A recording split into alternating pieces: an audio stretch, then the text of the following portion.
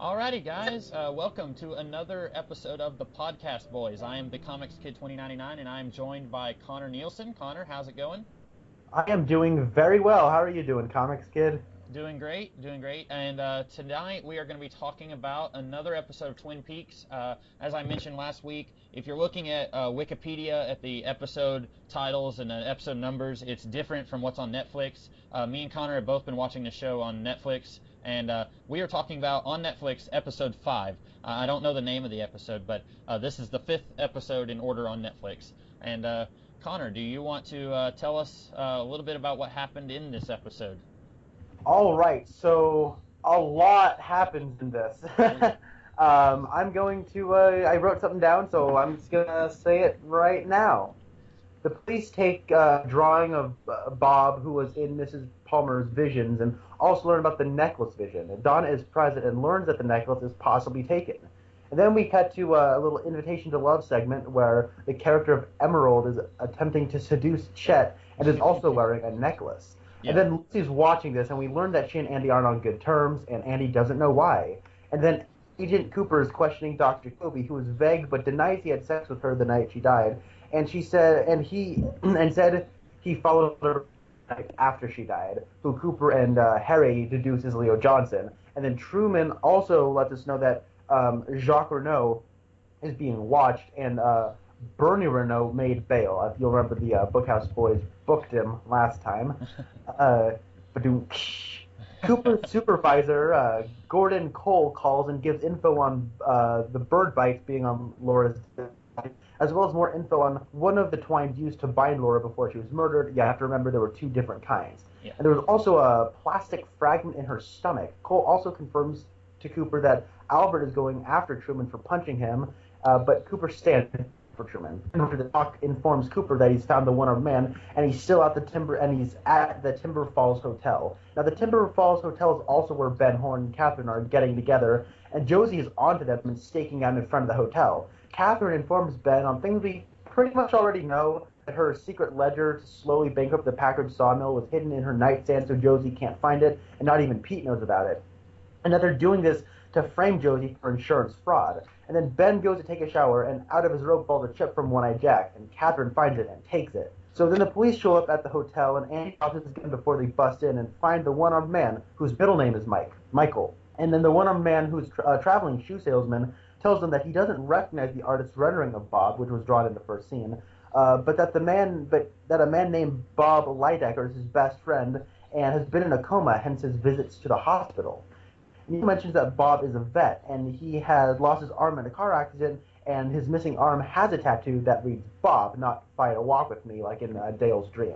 Now, before leaving the Timber Falls Hotel, Hawk informs Harry that a car, which was staking out in the parking lot, had left, and that it belonged to Josie Packard. Now, meanwhile, at the Twin Peaks High School, Audrey finds Donna in the restroom, and Audrey says her plan to seduce Agent Cooper to solve a Palmer mystery and wants Donna's help. Audrey then informs Donna that on Laura seeing Dr. Jacoby, and that Laura might have worked at One-Eyed Jack's because she worked with Ronette at her father's department store, which is called Horns. Donna agrees to help, although it's never mentioned how it will help. And then Hank has his parole hearing, which Norma is at, and she's very uneasy around Hank, but backs him up regardless during the hearing, saying she'll let him work at the Double R and stay with her in her house as her husband. And then Hank fiddles with a domino and leaves as the committee discusses his fate. And then Cooper, Harry, Andy, and Hawk find the Lydecker veterinary clinic, and then the secretary confirms that the artist rendering of Bob from Mrs. Palmer's visions is not Bob Lydecker, and that the Lydecker did in fact treat birds. And then Cooper orders to confiscate all of the Lydecker animal files, thinking that the bird bites on Laura's body belonged to a bird whose owner was a client of the Lydecker clinic. And then Andy buys some of the same brand of twine that bound Laura for analysis. And then catching up with Bobby and Shelley, Bobby tells Shelley that Leo and Jacques are pretty closely tied and are selling cocaine to high schoolers, confirming Shelley's suspicions about Leo's shady dealings. So then Shelley shows Bobby the bloody shirt she's been hiding in her secret space from one of the first episodes, and Bobby comes up with a plan and takes the shirt. Shelley then shows Bobby the gun, which she's been hiding in the same secret space. Cooper, Harry, Andy, and Hawk get back to the station with all the animal files from the Lydecker clinic, and because of Andy's malfunction with the gun, they go target shooting at the range in the basement. and talk about women and relationships while shooting their guns. And then Norma and Shelley get back to the Double R and talk about man troubles. And then James is also at the Double R and is having a very angsty phone call with Donna. And then after the call, Madeline enters, and the two actually meet, and he's enamored with her. And then after Maddie leaves, Norma gets the phone call that Hank got parole. Bum, bum, bum. And then at the Great Northern, Audrey, who's hard at work on trying to solve Laura's murder, convinces her father Ben to get her a job at Horn's department store, and then Ben has to go to a meeting. And then Cooper, Andy, and Harry are going through the animal files, and Cooper's supervisor, Gordon Cole from earlier in the episode, explains that what kind of bird were on Laura's body. And then the reconstruction of the plastic piece in Laura's stomach is a One-Eyed Jack's poker chip. And then Andy finds the kind of bird Agent Cole described, and it's this bird that belongs to Jacques Renault. And then Bobby is planting Leo's bloody shirt at Jacques Renault's house when Cooper and the cops show up, but Bobby gets away and Cooper finds the shirt. And then Ben and Leo meet up at the lake, and it's revealed that Leo's not only in business with the Renault brothers, but also with Ben Horn on Hank's recommendation. And then Leo is responsible for burning Renault's bail, but also killed him, and says Jacques is staying in Canada. And then Ben wants Leo to start the fire at the Packard sawmill in 3 nights' time. And then James and Donna meet up in the woods and see if the necklace is under the rock, which is not. There's only an owl, which will become kind of important in the 2nd season. And then they start making out. Then at the Packard's estate, Harry calls Josie about the apparent stakeout, but Josie hangs up. She has a word with Pete about a fishing competition, and then when he goes to bed, the episode ends with Josie opening a letter with a pencil drawing of a domino and a vague phone call from Hank. Dun dun dun. The end. Very succinctly put. I was looking at my own notes for the episode, and I was like following right along. It's like, yeah, this is like lining up exactly like with what I had. So, what did you think of this episode? Like it or dislike it? I freaking loved this episode. This episode's awesome. I liked it too. I'm not sure if I liked it as much as the funeral episode or not. Like, what I liked about the funeral episode was there was a whole bunch of characters and a whole lot of subplots being juggled around, but it all meets together at this one central place in the plot. Every character is going towards the funeral, and so it felt like even though there was a lot being juggled, it was all going somewhere. Here, we've got a lot of characters, and they're not all going to the same place, but I think I still like it, even though it's pretty much the exact opposite of what the funeral episode did. And I think maybe I like this one because it is putting a lot of plot stuff out there. Like, it's not slowing the brakes down at all. It's really just, it's hitting us with a lot of stuff, and it doesn't look like it's going to be slowing down any for a little while. Yeah, there's a lot of Dale Cooper and the cops doing an investigation. There's a lot of clues presented here, especially with Poker Chip. And you're right, there's a lot of subplots going on. But I think they are all kind of binded by a common theme of deception. Like, everyone's sneaking around and has, like, a secret compartment. That was, was that last episode where all the secret compartments kind of popped up? Maybe 2 episodes ago. I was thinking of that when you were talking about the plot, about the secret compartment that Shelley has, and then Audrey mentioned that she was spying on Dr. Jacoby and her brother. She was doing that from a secret hole in the wall. Catherine mentions her secret compartment that she keeps the ledger in. There's a lot of that going on in the show. Yeah. But it's like, I didn't mind the whole sawmill subplot as much. Maybe it's just because Ray Wise is so... Wait, it's not Ray Wise. Whoever plays Ben Horn is so evil and he loves it. Uh-huh. And he owns every second he's on screen. Yeah. But there's a lot of, people meeting in dark alleys or, planting evidence and, somebody's trying, people are trying to get to the bottom of things, but they're also, trying to do their own nefarious things behind someone else's back. And there's a real, common theme of deception, and I really liked it. Yeah, that guy, I don't know the actor's name who plays Ben Horn. There's one small scene. It's when he and Catherine are at the hotel, and it's the same hotel that the police are going to meet the one-armed man at. And when Andy drops his gun, they're in their own room, and they hear it. And he jumps to the window and is, looking out. And Catherine is just laying on the bed and says, "Oh, gunplay. I wonder what could be going on." She's very, very passive about it. Oh, this is Twin Peaks. It happens all the time. But he's, got this really worried look on his face, turning around and, what is this? What's going on? And, even though he's pretty much just a mustache-twirling evil businessman, he's still, when he, what's going on? Is someone shooting at us? It adds a little bit of realness to him, and it's a small moment. I'm pretty sure it's the actor bringing that, and it's not necessarily in the script. But I thought that was and that was also another. We keep coming back to this, how the show dances around all these different tones. That was a moment of a little bit intensity. You've got the police going in for a raid on this guy at this hotel, and it's kind of a tense moment, a little bit, not a super tense moment. And then you've got a little bit of comedy in there to kind of break it up a little bit. And I like that this show is able to keep doing that.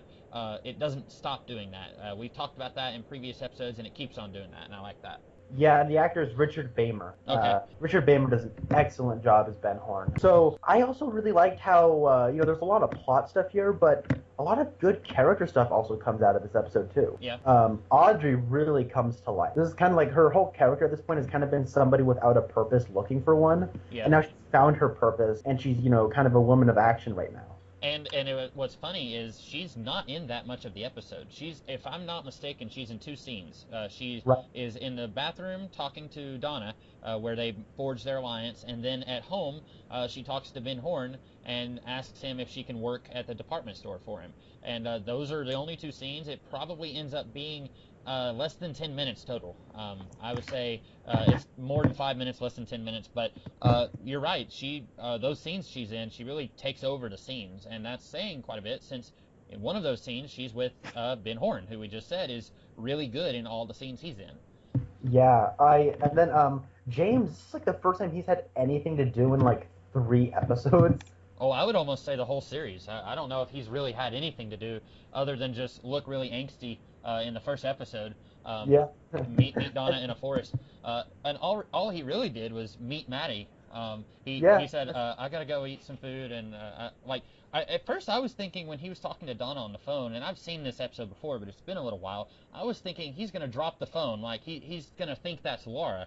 But then he approaches her, and he knows it's not her, but he's like very who is this? Like, he knows it's not her, but he doesn't know who she is or why she looks so much like Laura. Yeah, this is a little off topic, but it's in that scene. It's when he's talking to Donna. One of my favorite lines is when Donna's just on the phone, and then her dad just like, what does he say? He says, who the heck has heard of diet lasagna? Yeah.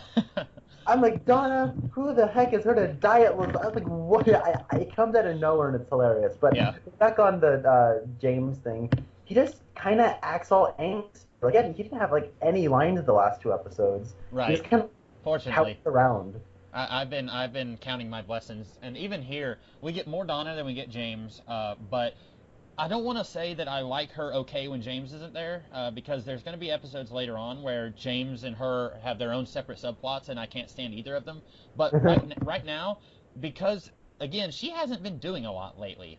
We really got a lot of James and Donna in the first episode. When we found out Laura died, these 2 were kind of our gateway characters into that reaction. We were mostly getting the, oh no, our world is turned upside down, our best friend / secret lover is dead. We were getting all of that from them. And then after that first episode, neither one of them have really had a whole lot to do. And now Donna is doing a little bit more than James, and I'm okay with Donna here, mostly because really she's just there to talk to Audrey, kind of bounce some dialogue off of Audrey, so that we can move that subplot forward just a little bit. You were saying your favorite line came from Donna's dad. My favorite line came from Ben Horn. When he's on the exercise bike, it's when he's about to talk to Audrey, and she's going to ask him if she can work at the department store. And he's talking to someone either in Norway or Finland, and his brother Jerry is over there, I guess, trying to negotiate another deal. And then when he gets back on the phone, like, he's talking to the Finnish guy, and then he says, "Can you put my brother back on?" And then he says, "Jerry, are you sure that guy is in charge? We need to, like, are you sure that clown is in charge or something?" Like, just the way he talks about it, like, these guys are morons. Like, it's such great delivery from him there, too. Yeah. Another person who really kind of, I think, stands out in a way, like, in the character way that they have him for, is my guy, Dale Cooper. Yeah. Talking to Gordon Cole over the, that little radio and sticking up for Harry. Like, it's a really good moment. And Kyle MacLachlan's always kind of had this thing where he just kind of goes for broke on his overacting. Yeah. But he manages to overact while being understated, and it's really cool. And it's in like while it might not be like a great performance, it's really nice for that character because it's something you haven't seen from him, and it feels like a natural reaction. Yeah, and well, like he's been, Harry's been kind of worried sick that he's gonna get fired or he's gonna be sued and lose, thousands of dollars or whatever. And Dale probably is feeling bad for Harry because while he wishes that Harry probably could have held his temper a little bit, he also knows how difficult it is to work with Albert, and so he's kind of trying to mediate the situation, but also trying to make it easier for Harry. And he does a good job of that here, like you said. And you say he's overacting, and I think he maybe a little bit when he's talking to Gordon on the phone. But I think there's another scene later. It's when they're in the firing range and they're talking about women, and Harry says, "Are you married or have you ever been married?" And he doesn't say a lot, but he says, I met someone once who taught me about commitment and the danger of a broken heart or something. And the dialogue is extremely cheesy, but his performance is very good. And I don't feel like it's overacting there. Maybe more so. I can see what you're saying when he's talking to Cole on the phone, but when he's talking to them about his past lover, it's a very good scene right there, thanks to McLaughlin. Yeah, you know what? I want to talk about that scene because that might be my favorite scene of the whole episode. It's just like 3 or 4 guys just hanging out in the basement, just shooting the breeze, and just kind of opening up with one another. And in that scene, there's like 2 of my 5 God bless you Hawk moments of the episode. Yeah. Like, oh God, when we get to Hawk, he has so much to do in this episode. It's so awesome. That poem that he recited. At first, when you said "my boy Dale Cooper," I thought you were going to say your boy Hawk because that was when he says this poem. And maybe this is a little racist, but I was dead certain that they were going to say that's a Native American proverb. And I was like, oh, please don't go there. And then he said, I wrote that for my girlfriend. And it's like, oh, okay. And then he said, what did he say his girlfriend was? Like a something PhD? Yeah. I don't think we ever meet Hawk's girlfriend in the show. It's awesome because, okay, so one of those 2 moments is that he got 6 for 6 shots and 2 kills at the gun range, and then he makes this look on his face like, yeah. Yeah.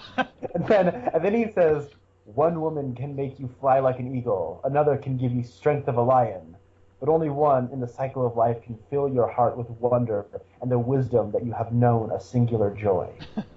I wrote that for my girlfriend. Yeah, but boy, Hawk really stepped it up in his game this episode. It was great. He's almost had more God bless you Hawk moments here than he has just about in the whole series. Oh yeah. And he also had another God bless you Hawk after they're done questioning the one-armed man and they come out of the hotel. He's like over there. It looks like he's tracking something, like he's pointing at the ground, and he says, "When I got here, Josie Packard was spying. Now she's not here." And it's like, why are you kneeling on the ground? It was another one of those moments where I was like, oh, they're going to bust out the magical Native American tracker trope, aren't they? And then they don't. He's just kneeling on the ground. And he says, Josie was here, now she's not. And I was dead certain they were going to go the really racially stereotypical route, and I was glad they didn't do that. Yeah, and that was one of those things where that was actually my 3rd of 5 was where he goes, Josie Packard was here. Yeah. Stick out. And then my other one was I guess I'll just go down my God bless you Hawk moments. The other one was him just going, I found the one-armed man. Yeah. God bless you Hawk. And then the other one is, I just love this moment. It's right before they go into the Bob Lydecker clinic. Oh, he high-fives that dude. Yeah, one guy just goes, what up, Hawk? They just give each other a high five. It's at the clear back in the corner of the screen. Yeah, that's probably the first time I've ever noticed that. I was like, who is this guy? I know. I like to imagine when they're not hunting evil spirits, that Hawk is buddies with everyone in the town. Like every other main character who has any dialogue in this series is like secretly sleeping around with 2 or 3 people, and they're plotting against each other. They're all really sinister and evil, but Hawk is just going around being buddies with all these people. Yeah, like, I'm sure. He's probably drinking buddies with Ben Horn, and like there's no malice. He's just buddies with him. Yeah, that would not surprise me. You know what? Another one of my actor line that I've actually quoted several times from this episode is when they're, Kyle MacLachlan, Dale Cooper is kind of opening up and they're just down in the gun range shooting guns and talking about women and relationships. He just says, the grand design, women are drawn from a different set of blueprints. And Hawk just from the side, amen. Yeah, I love that line. Like I've quoted that so many times, and some of my friends are like, having some girl trouble. And it's like, hey man, in the grand design, women are drawn from a different set of blueprints. Yeah. You were saying, this is your favorite scene in the episode where they're just chatting about girl trouble, and I wish we had more scenes like that in the series where it's like they're not doing anything in particular, like they're all just down there in the firing range, or they're at the bookhouse headquarters, and they're just drinking beer and just like, hey, how's it going with Josie? You were having some trouble with her last week. What's going on? Or Ed, how are things with you and Norma? Like, we don't get any Ed in this episode. Unfortunately, I like Ed. I do. But he's also another one that like my dad told me. He said the only character in the show you can trust is Hawk. I think you could probably trust Ed, maybe. Yeah. But I wish we had more scenes like that where it's not necessarily moving any of these subplots forward, just getting to know these characters a little better and getting to see them as friends with each other would be nice. Yeah, and I really like the story reason too. It's like, hey Andy, you kind of screwed up. Let's go practice shooting. Yeah. Like it's a really neat kind of thing. And then the scene right after that is when Norma and Donna are just no, not Norma. Norma and Shelley are just like they just kind of do the same thing. I like the line where they're like, four guys between the two of us, and we don't know what to do with any of them. Like it's a really good line, and I really like I really like their kind of mother-daughter dynamic, and that kind of, however long that section was, like that's kind of like one of those, like you said, I wish we had kind of more of these scenes with that. Yeah, it's good scenes, and it's weird that those two scenes happen in this episode. That's probably moved the plot forward more than any other episode in the series. Like, we have a lot of plot in this episode, and then we have two scenes back to back that don't really move the plot forward, but they're really good for getting these characters just to hang out with each other and show them hanging out. Speaking of Norma, there's something I've been meaning to mention for the last 3 episodes, I think, and I keep forgetting.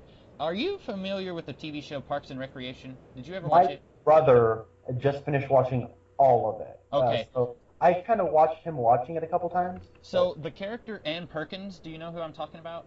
Yes, it's she's also in The Office. It's Rashida Jones, right? Yeah. In real life, that is Norma's daughter. Rashida Jones is Norma's daughter. Yeah. What? Yeah, she I don't know the dad's name. It's something Jones. But I was watching. Of course, I think I was familiar with Parks and Rec and The Office before Twin Peaks.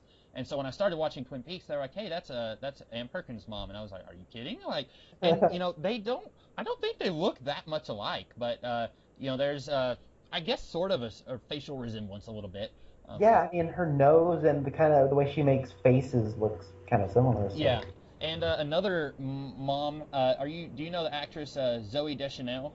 Yes, I do. Her mom in real life, she wasn't in this episode, is Donna's mom in this show. What? Oh my God, this is crazy. Yeah, I've known that since. Go ahead. What? I was gonna. It's like the people in Twin Peaks actually slept around a bunch. Yeah, like I've been meaning to mention that for like 3 episodes. Every time we're done recording, I'm like, oh, I was gonna say that about Ann Perkins, and I keep forgetting. Yeah, so that since you mentioned Norma, I was gonna go ahead and throw that out there. Yeah. You know what's funny though? Speaking of the scene between she's like, you know what? Let's just one of these days go out and make ourselves pretty. We'll be the babes of the Double R. Like, you guys already are. You guys don't need a man. they're the only 2 employees we really see.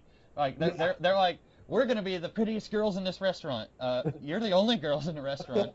We've seen in the first episode there was that German girl, and we haven't seen her since then. You know who I'm talking about? Yeah, I remember. We haven't seen her, and she's kind of like Donna's sister. Like she and Donna's sister have gone to the purgatory where characters go to be forgotten. So I don't have. Oh, I wanted to ask you a question.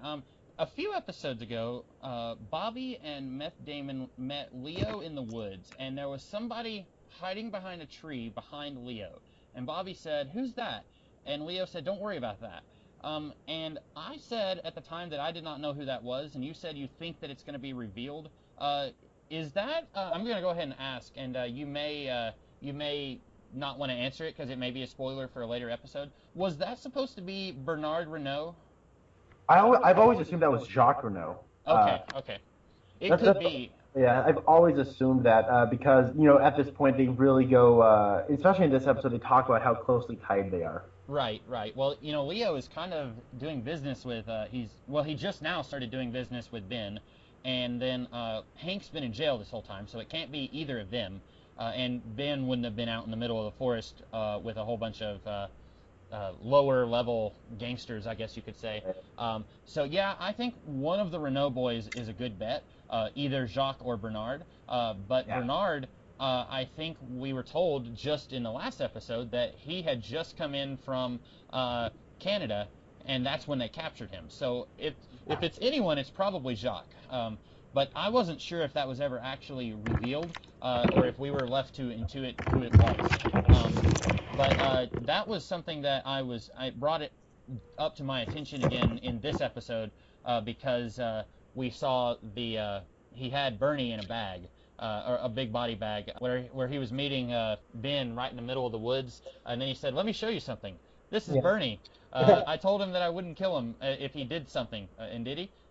Yeah, he shouldn't have trusted me." Like, he said something like that. It's like, that's pretty funny. Like, Leo's not usually the kind of guy who overly says something that's really meant to be hilarious. Like, some of the things he says are funny in a sinister way. Like, in the previous episode, he said, "Leo needs a new pair of shoes." And we were commenting on how, or it might not have been the previous episode, it might have been a couple episodes ago, but we were commenting on how that's a very dramatic villain line, but he makes it funny. But when he was talking about killing Bernie, I thought that was funny and actually funny. Like, he was saying it and it was actually funny. Yeah, I agree. Leo is so much fun. but the guy playing him just plays it so straight. This is where I feel like the series has really hit its stride. Like, I feel like there's new musical cues too. Did you hear that at all? Or at least music is usually something that does not. I don't really notice music whenever it's in a movie or TV show, unless, like with Twin Peaks, if we went back and watched the first episode and you somehow edited all of the music out, I would notice then. But like when we're watching it, like what I usually do, I watch the whole episode and then I'll go back and I'll kind of skip over each scene and I'll take some notes on what I thought about it. But I usually don't ever comment on or think about the music. So I didn't notice it, but that doesn't mean that it wasn't there. Yeah, the thing was, maybe because I got a new pair of, I got a new headphones on Christmas, and I listened. I was watching this on my computer, and I had my headphones in, and from the part where the police show up at Jacques Renault's house where Bobby's planting the evidence, and all the way up to the part where Ben Horne sneaks up on Leo. Yeah. Like that, it's just one big crescendo. Like, it just builds and builds and builds and builds and builds. And the way that they have the sound mixed is it's like going across from one ear to the other. Oh. And it was just super awesome, and it just built super effectively. I did notice when Leo was waiting for Ben, and then Ben's coming up behind him and taps him on the shoulder, I did notice the music was building there, definitely. I didn't notice it as much when the police were going to Jacques' place, but when Leo was waiting, I could tell the music was about to, like, hit that point, and then it'd kind of stop and, like, go down, because Ben was about to, tap him on the shoulder, and then it's, like, kind of meant to get you, like, on the edge of your seat, get your heart racing a little bit, and then it's like, oh, it's just Ben. He's meeting Leo. Like, at first, you're maybe thinking someone's sneaking up on Leo. They're going to attack him. That's what the music is gearing up for. So I did notice that, but I didn't as much notice it when the police were there. I love that line, though, right after he taps him on the shoulder. He goes, "Oh, nice touch. Real nice touch. A bright red sports car in the middle of the woods."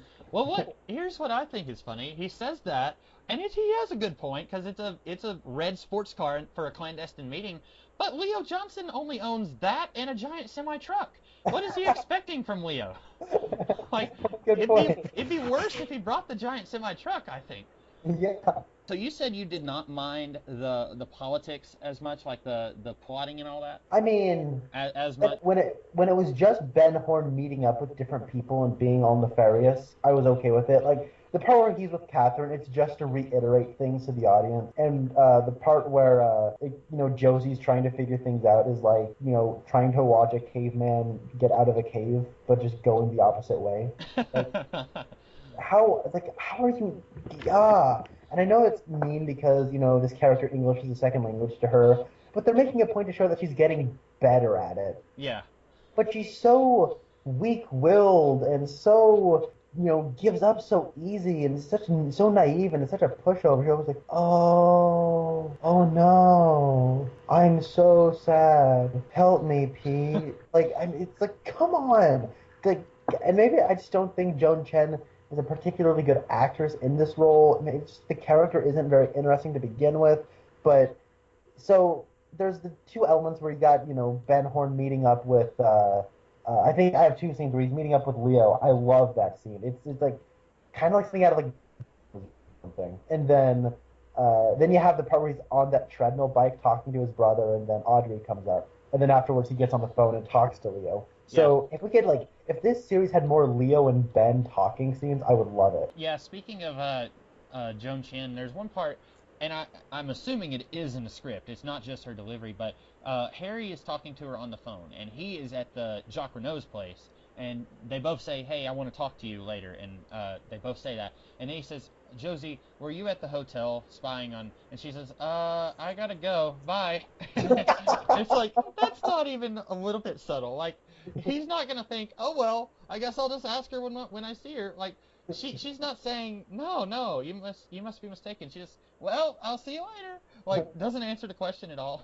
Oh, what was that? The stick out? Well, I gotta go now. Yeah. I just remembered that I have to go eat steak outside. What would have been better is if she had a candy bar wrapper and just said, "I can't hear you. I'm going through a tunnel. Bye." Like, it would have been so much. I think actually that would have been more effort than just, "I gotta go. Bye." Like, and it would have been a good humorous moment too. Yeah. And you know what's funny is right after that we have that scene with Pete. I have no idea the point of that scene, but I like it. I don't think there is a point because I can't recall that there was ever a fishing tournament after the scene. But like you said, I like it too, and it's sort of one of those scenes that we had earlier where characters are just talking about stuff that's not important. The difference is, like, you don't like Josie, and I don't feel strongly about her one way or another. But it is sort of like those other scenes where, like, the guys are talking about the girls and the girls are talking about the guys, and it's just two characters just chatting about stuff. So it's sort of like those, but not as good because you don't care about Josie very much. I don't, but I do really like Pete. So yeah, he's always a joy to. He brings a new sense of fun to the scene, and it's unfortunate. And I said this before. I think it's unfortunate that he is not more crucial to some of the plots. I don't know how you could have done that because he's kind of just the good-natured, well-meaning goofball. I don't know if that's the right way to describe him, but it would be really weird to have him be part of the plots. Like, if he was sleeping around with somebody, and if he was plotting with somebody, like, that wouldn't be in his character. But because of the way his character is written, you want to see more of him. Yeah, I completely agree with that. I had one more item that I wanted to bring up, and then I think that's all I had to say. This episode introduces another character in the form of Hank, Norma's husband. I was going to say ex-husband, but they're still married.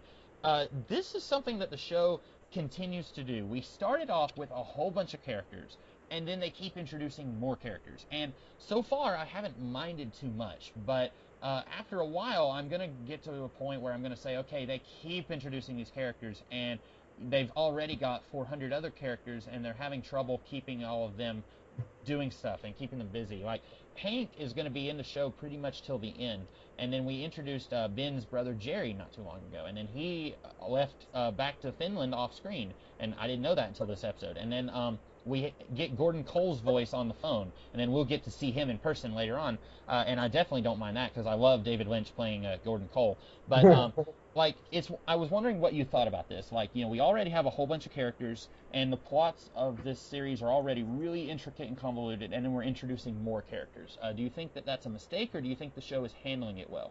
I think they're handling it well. I mean, Hank was really kind of introduced in the second episode. Yeah, they mentioned him.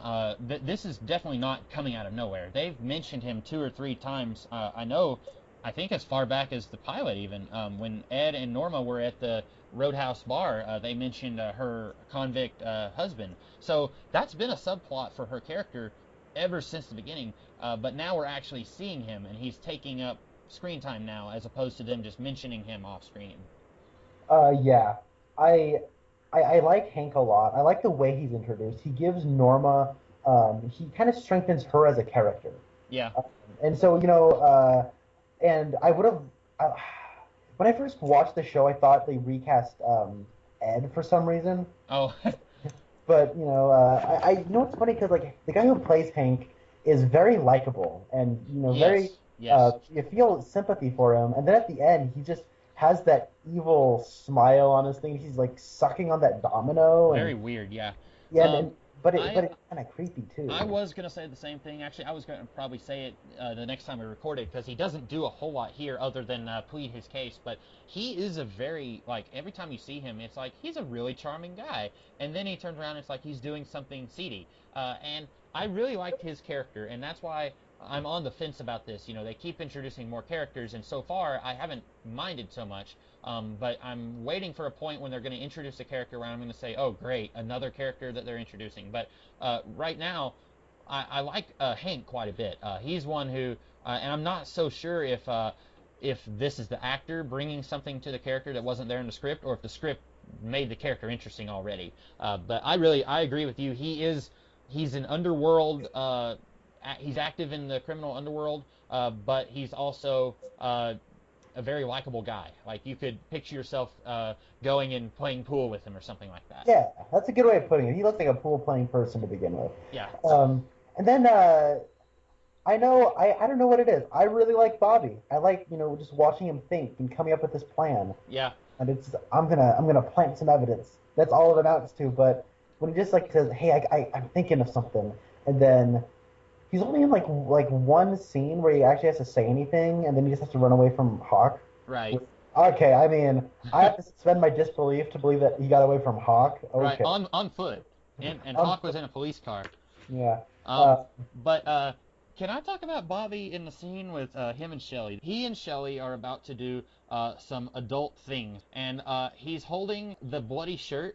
And when she starts to take off her shirt, and she's saying, "Hey, I'm leaving work in a half hour. Let's hurry up." And he has this shirt, and the look on his face is not, "I'm about to do things with Shelly." The look on his face is like, "I'm going to eat the children of my enemies," and like it's a very creepy face that he has. Like, I don't know if you saw that, but when he did it, he looks like a vampire about to go in for the kill, and I was just like, he's really bringing the creep in that one scene, and it's that same moment you were talking about where he's planning against Leo, where him and Shelly are talking, and she's like, "I've got a gun," and she's rubbing it all over herself, and then he's got the shirt, and it's very if you Google for a picture of oh, what's his name, Smithers' boss from The Simpsons. Mr. Burns. Yes, Mr. Burns. If you Google a picture of Mr. Burns where he's like wringing his hands together and has an evil smile, that's like what Bobby looks like. Just throw a shirt in his hands. I was like, that's him. I don't know if that was just in my head or if that was something you noticed too. I didn't notice that. You do yourself a favor and like later go back to that episode and just check that and like keep an eye on his face because I was like, he's really taking it to a weird place right there. Are you gonna make that like the thumbnail of the video? Just that face. Just like Yeah. a huge like a zoom of that face. Yeah. So that was all I had to say. Did you have anything else that you wanted to add about this episode? No, just that there's a part, it's that part where they're in the gun range, and then Lucy, says that, oh, I need help sorting these files over the intercom. Yeah. And then they just kind of talk back at the intercom without, speaking into any kind of radio or anything. Yeah. So I was like, wait, how does that work?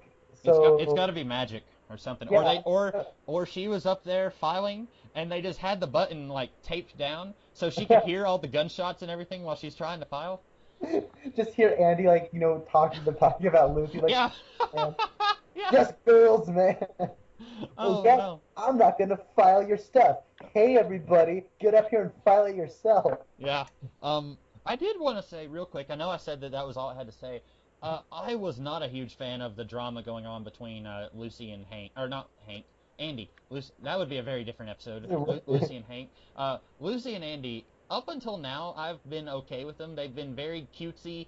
They're in it just enough that they relieve tension. They're both, adorable. But now we're getting Lucy is giving Andy the cold shoulder, and I'm like, oh boy, this is where it begins. Where, like in season 2, where like 70% of any given episode is like what I would call filler subplots that don't really do anything for me. We get a lot with these two in season 2, and it starts here. And I was like watching it here. I was like, oh no, like couldn't they just stay like background characters who don't really do anything. Like I've been watching Fringe a lot lately, and Astrid Farnsworth in that show, she was like there from the very beginning, but she almost never had anything to do. She was always just kind of in the background, like she would say one funny thing in each episode. Like I kind of wish that Andy and Lucy could have been that. Like they're there all the time, and they say funny things. Like in this episode when Harry comes in and says, "What's going on?" and Lucy spends like a minute describing what's going on in Invitation for Love. Like, I would love to see more of that with these two. Like, she says something funny like that, but when they start giving them serious, air quotes, serious subplots, I was kind of like, oh no, this is not doing it for me. Yeah, they're just like a little too simple for like the kind of subplot that you're supposed to give to, say, Harry. Yeah.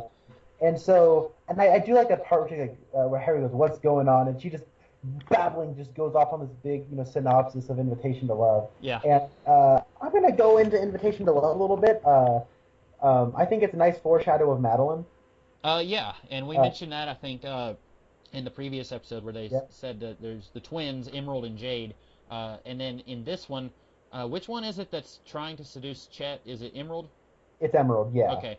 And she also has a necklace, and the necklace is tied to Laura. Yeah. But then now we got, that she's being all deceptive, and now we have Madeline, who looks like Laura, and she and James are going to have some kind of relationship of some sort. But yeah, I think I'm paying attention to Invitation to Love this time around. Yeah. Yeah, it's kind of like the Black Freighter from The Watchmen. Like, it's a story within a story, and there's parallels. And I keep expecting it to be like, I know it's not going to happen since I've seen the whole show, but if it had gone on longer, I would almost expect there to be an entire episode that's like 35 minutes of Invitation to Love, and then the rest of it would be characters watching the show. Like, just a whole bunch of Invitation for Love and very little Twin Peaks. That'd be awesome. Yeah, unfortunately, we don't get that. Other than that, I really like this episode. It's probably my second favorite episode. I really like it a lot. And your first favorite was let me see if I can remember. Was it the one in the red room? Yes. Okay, yeah, I like that one quite a bit too. Yeah. No, go ahead. Sorry. No, I was just asking if you had anything else to add. Yeah, I think that's all. I like this episode quite a bit. It's very plot heavy, moving a lot of stuff forward. And I don't remember how many more episodes are in this season. Not many. From here on, things move pretty fast until a few episodes into season 2, I think, is when it starts to slow back down. But that's about all that I have to say. I liked it. Connor liked it. If you guys listening to this have anything that you want to add, please tell us in the comments below. People are watching. I put up a few episodes on YouTube. People are watching, but nobody's commenting. So we welcome your comments. If you have anything to say, even if you want to tell us that we're wrong about something, go right ahead. And I think that's all that we have. So we will see you guys next time with another episode of Twin Peaks. Talk to you later. Bye.